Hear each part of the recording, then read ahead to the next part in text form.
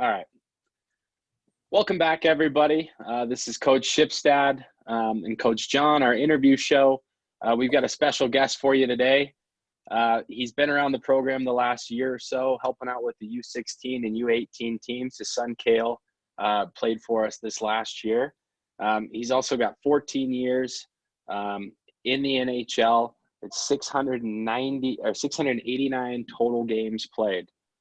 He was with the Avalanche, the Canadians, Thrashers, has a ton of experience, and we were so grateful to have him around, help us out this year a little bit. Please welcome Brett Clark to our Zoom interview today. Brett, how's it going? How's the family doing since you've been in quarantine? Hey, thanks for having me on. I think you guys are doing a fabulous job with all these interviews you're doing. It's a lot of great info you're putting out there. At home, it's crazy at times.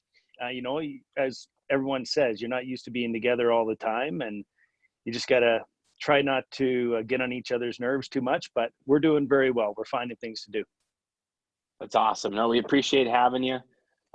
So kid, you currently work with player development for the Colorado Avalanche. Could you explain a little bit of your role right now with the Avs, and then also what you guys are doing through this time to stay connected to players at the NHL level, AHL, EC, through the whole system? Yeah, so my role right now is player development with the Avs. So there's 4 of us on our staff. I'm the only D-man. We got 2 forwards and we got a goalie. Our job is to take care of every drafted kid we have out in the field, whether they're college, European players, CHL, USHL, wherever they're playing, high school. We go out and take care of them, make sure we're trying to help their coaching staff make them a better player for their own organization, but also make them ready to step in with us either in the AHL level, NHL level, hopefully, as they develop. So that's sort of our role. And basically we're a big babysitter because you deal with a lot of issues of they lost their girlfriend or things at school aren't going well, or they're mad at their coach. So you got to go in and sort of smooth things out and keep them on the right track. Also, we do it with the AHL level. This year was the first year we went in there twice a month, and we did skills days where we just did skill development, our staff with all the players, and station work. The guys loved it. And so we're involved with those players as well, helping them make their goal as the NHL. And the East Coast level, we try and have kids in the East Coast that are also we're developing to make to the AHL and also maybe to the NHL.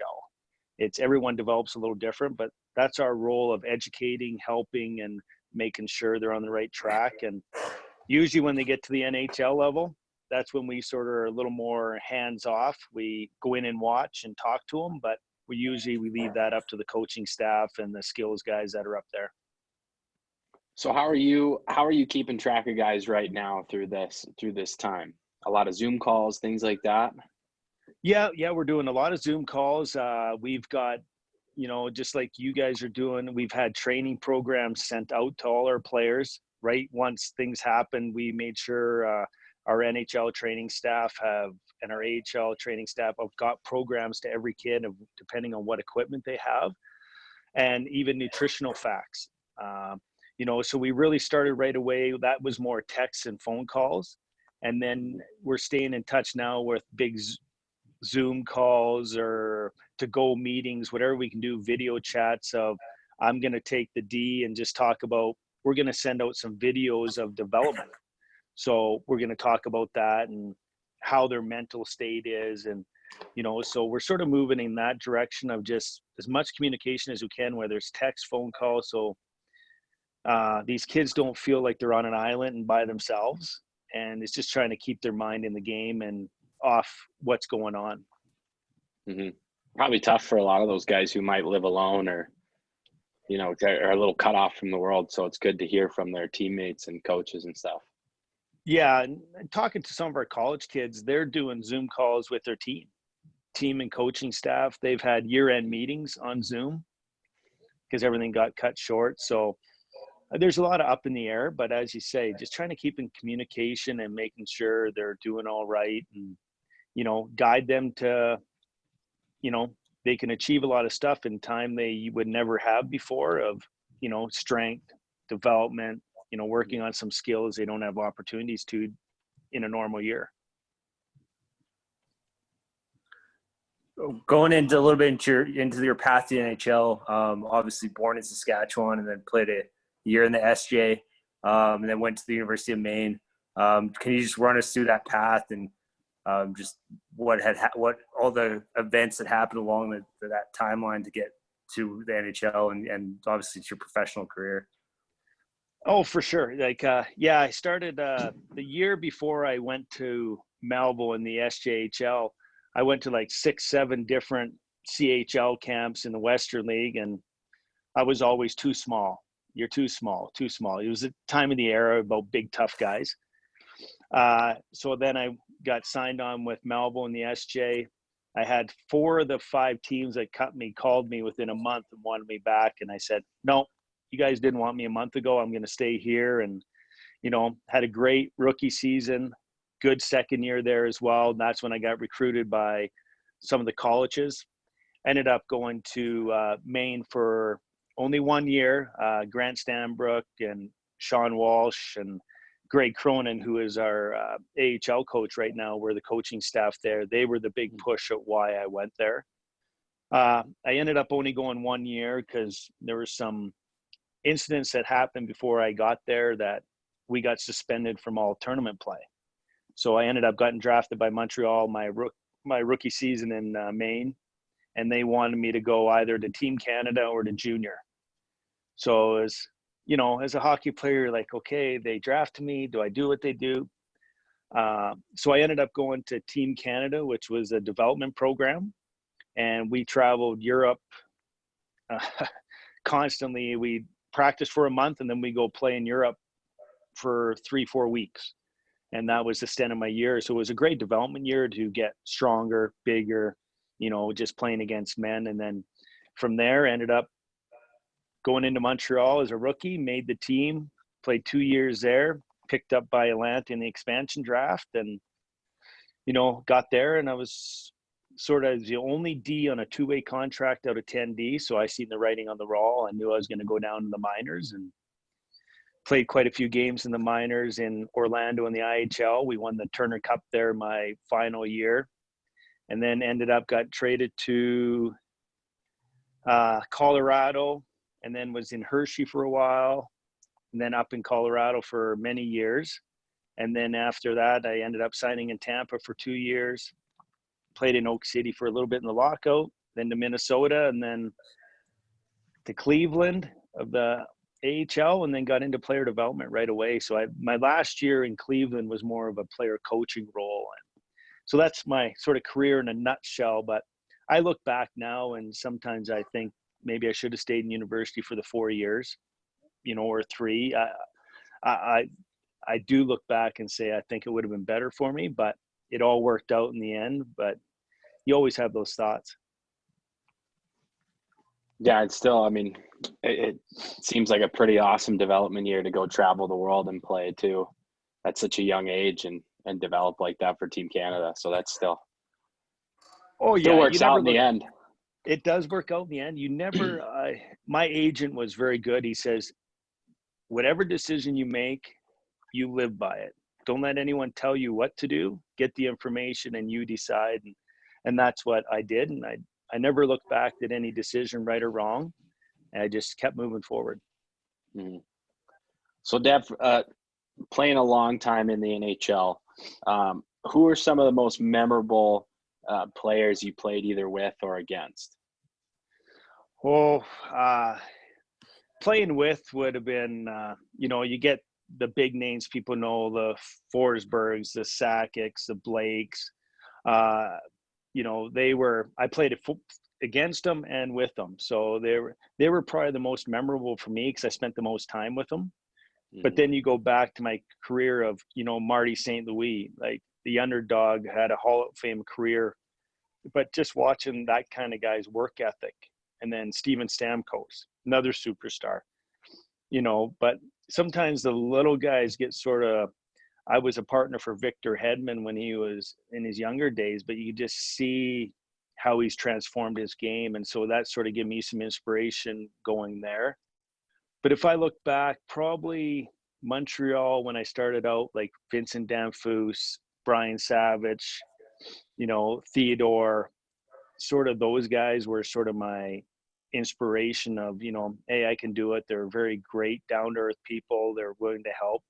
I actually stayed in Dave Manson's house for 4 months till they told me to get a place. So, those stories you look back on and go, wow, those are true professionals. What are some of the things you're working on with the Avs prospects? I mean, obviously before this all happened, and then is there one thing that you guys as an organization or as a coach yourself just like key on a lot with these younger prospects coming up? You know what? Every prospect's a little different. As you know, doing a lot of training and what you do, every kid's a little different of what they need. So when we go out in the field, we evaluate, okay, what's something that if they don't improve it, they won't make the next level. So take the D I worked with, Byram or Clearman or Lieberman or Hellison. They all had a little different stuff we need to work on with. Like with Byram, who was our 4th overall pick last year, was a lot of his strength, his core, his backward skating, just learning how to play with players that aren't as good as him mentally, like can't think the game. So you have to sort of bring them back to reality and go, hey, you got to help develop these guys. And that's sort of what we had to do for him. And then you get on the flip side, you got a Nathan Clearman, who is a big, strong, can skate. Well, we had to get him on the track of playing physical, being mean, a big shutdown defenseman, good stick position, so as we go through in the development side is we got to go through every kid and find out their little things that they need to improve on to make the next step into the AHL. And that goes for our AHL players. We also have to go in there and we go, hey, with that coaching staff and go, hey, we need to work on this with him or he's not going to make it to the NHL or next level. So in the development side, it's every piece is a little different. Every person's a little different what we need to work on. And as Shippy and is skating and foot speed is the biggest part of development that we work on constantly with our players, whether it's skating coaches, skills coaches, or even when we were there, just working on skating drills, getting quicker, stronger on your skates to help them in the game situations.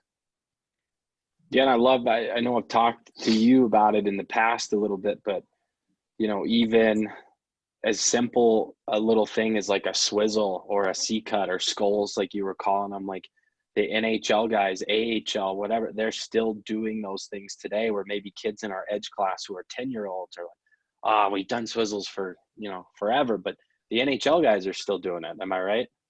Oh, yes. Like every year during the year is always hard, as to teach skating. You can improve it a little bit, but to really teach it and focus on it, it's hard. So you take all these NHL players, and for an example, we would always go back in the summer and you always went back to basics. You maybe don't stay on them as long as a 10-year-old or a 12-year-old, but you go through the basics to get your body moving and using the edges the way they're supposed to. And as you say, the skulls, the backwards, and it's more taxing than kids want, but kids nowadays I want the puck. Well, I can be as good if I want the puck, but you go back to McDavid and all these guys, they are all doing power skating, and a lot of it's without a puck all year. And it's just trying to get the kids to understand, yeah, we want you to have a puck, but let's get the drill first. And then we move into it with the puck and get your speed. Because a kid can do, as a kid does the drill is unbelievably fast. And he zips through, say, skulls or swizzles, whatever you want to call them. And they switch through it. And then you give him a puck, and he's the worst player with it. So we got to develop them both with and without a puck to help it. But it's trying to teach kids to go back to basics. Mm-hmm. And I do like when you talk about too, saying every player is a little different, and you do have to work so unique into each player's skill set. And I think a lot of our players kind of get blinded. We're like, I need to have the most points, or I need to have this and that. But there's so many roles on a team, and that, yeah, you can embrace. If you're a small guy, embrace it. Embrace what you can do as, your speed and evasiveness and things like that. And if you're a big guy, you can use it. And I think a lot of kids kind of get hyper focused on certain things. So I like you saying you really work to certain player. You make it very unique to each player and break through. And they realize that there are a lot of different roles you can fill on a team and really make a career out of being a guy who blocks shots or is great defensively, or you don't have to have all the points and things like that. Oh, you're very true. And, you look at a lot of the NHL players, how many in junior were 50 to 60 goal scorers, and then they make it to the big step, and now it takes them a while, but now they're a third line player. I'd say a big player even in Colorado's success was Stefan Yell. He was a high-end offensive player in junior, and he had to find a niche, and then he turned into one of the best two-way players in the league, and that was big success for Colorado when they won their cups. And that's what players got to realize is everyone, don't compare yourself to the guy beside you. Work at what you need to work on yourself. And at the end of the day, everyone's development's a little different. And you guys can probably attend to a lot of this from personal experience and, training players in the gym. Is you'll see a kid that's at U12 that's dominant. And then all of a sudden at U14, a lot of these kids that took the initiative and worked on what they need to get better at, they caught up to him. Now he's not as dominant. Then U16, they get surpassed. Then U18, you don't even find the kid anymore. It's just a nature of kids look too much of, I'm the best player out here, I don't have to work. Or you get the kids that go, hey, you know what? I got to get better at this, and this. I want to be the best player. And those are the kids, as you say, when they get U18, that's where you see the separation on who has potential and who's just going to be there for fun. And as you say, there's so many roles on a team, and you just got to accept your role and be the best at it when you're handed the challenge. Mm-hmm. No, I love that. And hopefully, a lot of our players can take away from this and pick these little things out. And that's where we're really trying to be, instill a growth mindset in kids young. So yeah, if you do struggle a year, great. And embrace that struggle and know that failure is learning and that you're moving and growing and developing. So I love that piece of it. So now we'll switch a little bit. You obviously you also get the parenting side, and now being a parent in the game and see the game a little different from that perspective. So what advice would you give to a lot of our parents watching on what they can do to help their son or daughter develop properly, and what can they kind of do? I'd say the biggest thing is just be positive. No matter what happens in the game as a parent, we don't know as a parent, you don't see the full situation at what goes on. And coming from me, I know both sides of the game, but that you got the coaches make decisions. There's penalties, there's power plays, there's different situations. So at the end of the game, never be upset that your kid made a mistake. Just go, hey, you know what? Great try on that. Let the coaches handle any issues that happen on the ice. That's what the coach is there for. As a parent, just be a positive force. And if you're a positive force, you'll see a lot more development out of the kids, because they're not looking up in the stands to go, oh, I hope dad didn't see that, or, oh, I hope mom doesn't tell dad I did that, or, and that's the biggest piece we have as an issue is kids are more worried about what mom and dad are going to think instead of just going on the ice. Just play the game. You're going to make mistakes. Coaches know you're going to make mistakes. If you keep doing it, the coaches will correct it. That would be the biggest thing I'd say as a parent. Just be positive to your kids as they come off the ice. No matter what happens, mistakes, whether they're on for 3 goals against, whether they didn't make the save they should have, hey, it's all right. The coaches will deal with it. So when they go home, they have a positive feed, so they want to go back to the rink again. They don't want to not go to the rink to be with their friends, because mom and dad are he knows when he gets off the ice, he's in trouble. And it's not all parents, but it's advice I see the most of. And just enjoy the game. You don't have to yell and scream at, the kids. Cheer them on instead of, get the puck out. What are you doing? You know how sometimes we all get, and coaches do it. But just go, hey, keep going, doing a good job, and you'll get more success out of the kids and the team when you start doing that, and your kid will start developing more and want to go to the rink and want to get to the gym and want to do stuff. Yeah, I try to say it to some of our older guys as well, even at 18, is, the parents still play a big role. Like if I'm scouting for a North American League team, I know you're scouting around too. Do you guys take obviously parents into consideration as well for people you're recruiting and scouting and working through, even at the higher 18, 19, 20-year-old ages?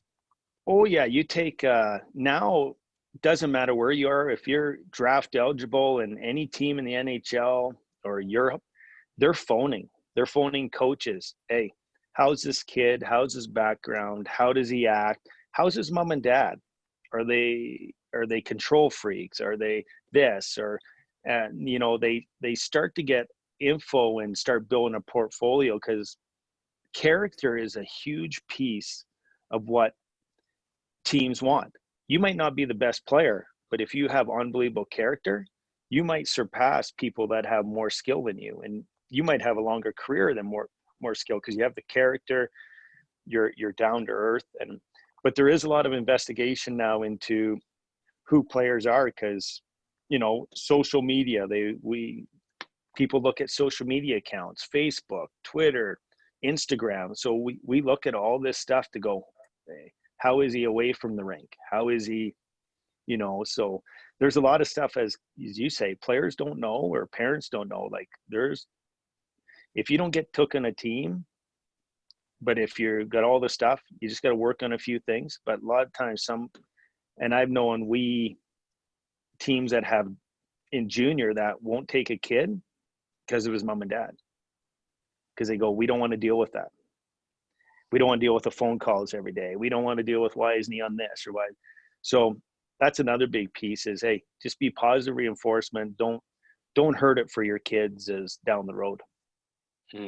No, thank you. I think it's all great advice, and it's awesome to hear it from somebody like you too. I mean, it's a lot of our parents maybe have never played hockey, that their kids are now going through it. So they don't. I know my parents were figure skaters, and they understood like the high athlete development side or how to make me an athlete, but also didn't have a clue about how the scouting worked, how junior worked, how any of that worked. So definitely something we want to try to give to our parents and our kids, and also kids listening, take care of your social media, be smart about what's going on there. It's you think you can delete something, it's out there forever and it's out in the world. So be careful about what's going on in social media. Oh, for sure. That's great advice right there. And we do seminars with all our prospects every year on it. Yeah, that's awesome. It's a good lesson. Everybody needs to pay attention to. Yeah, you can screenshot anything these days. So it's not, like Shippy's saying, deleting doesn't always save you. If you could share with us a little bit, I mean, obviously nothing top secret or anything here, just what you think the potential for the rest of this NHL season, or what the next NHL season could look like, or obviously what can you share with us on that side? If not, no secrets or anything, obviously, but there's not many secrets out there. It's what's going on in the world is quite scary, quite crazy right now, and I know the NHL is still staying strong as they want to finish the season and playoffs. I think it's a lot for the fans, but I think if we do start back up, it's probably going to be summertime, potentially, maybe. But who knows? It fluctuates every month. So the last stuff I've heard, as probably most of everyone's heard, is they're still trying to maybe summertime, maybe some neutral site areas where they can control where the virus isn't spread as much. But a lot has to do with testing and how things settle out. But I still think they want to still do it, whether there's no fans there or not. They still want to get the season done. But then you move into next season. Who knows when it'll start, when fans might be back, when not, as you hear even in college hockey or basketball, football, and colleges are talking that they might not even bring students back till 21. So there's a lot of up in the air even on our side. So, and with our college kids now, it's like if something like that happens, they could lose another year of hockey. So it's a lot of up in the air, as you know and see, but I know they're still trying to do it. It's a matter if it'll work or not. We'll just have to wait and see. Mm-hmm. No, that's good. That's good insight. So as we kind of start to wrap up here, we want to obviously honor your time. So I guess if you had to sum it up in a couple quick things, what are your ultimate couple pieces of advice for a player playing at the Rampage right now? At 12U, at 18U, at anywhere? Just, if my advice, doesn't matter what level you are, enjoy the game. Enjoy going to the rink. Listen to your coaches. You don't have to always agree with the coach, but the coach has a mindset of what he wants out of a drill, a system, and that. Adhere to the system. You'll have success. You might not always agree with it. And the other one would be stay active. Stay in the gym. Get stronger. The younger levels, all the way up to 18. Work ethic. Work your tail off. I know you have time at home. You may not have weights and stuff like that, but you can work on stick handling, work on quick feet. You guys have posted some unbelievable workouts that these kids can do. Just keep working and enjoy the time you have to develop the skills you didn't have if the season was going right now. And that would be my advice to the kids right now. Mm-hmm.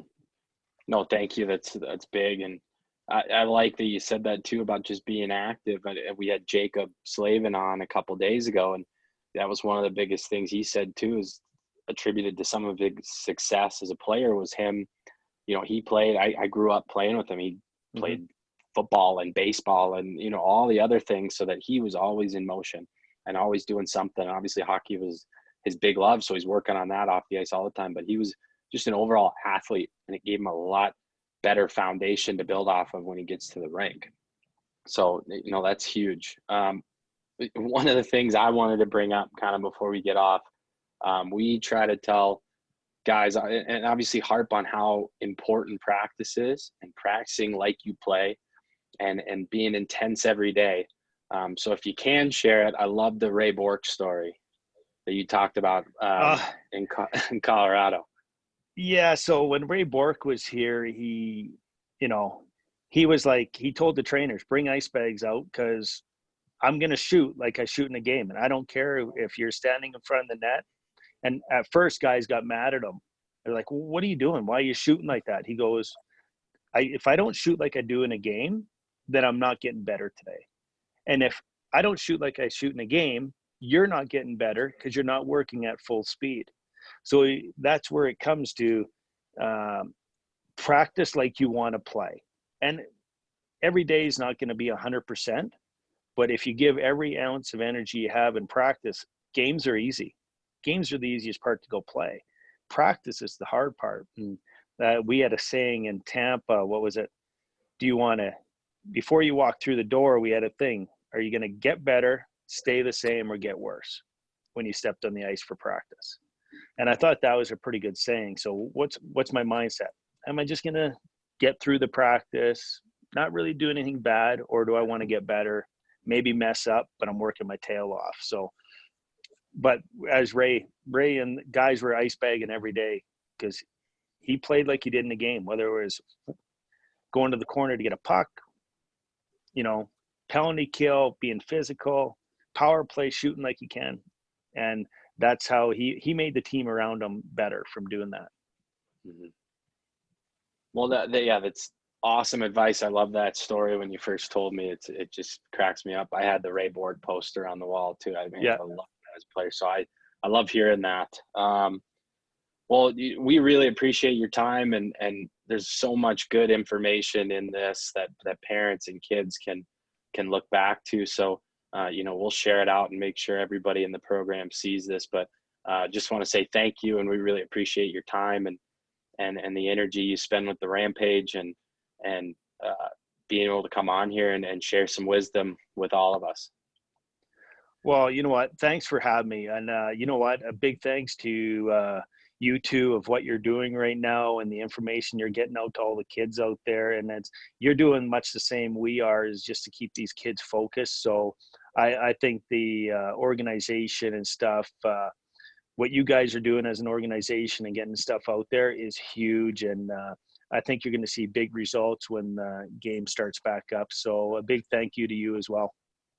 Thank you, Brett. Thank you for your time. We appreciate it. My pleasure. Yeah, thanks, guys. Tune in next time. We'll have more interviews and more stuff coming out. So stay tuned to the Facebook, the Monument Ice Rinks YouTube, all the channels. We're making sure to share stuff for you guys all the time. So, Brett, thanks again. We'll see you guys soon.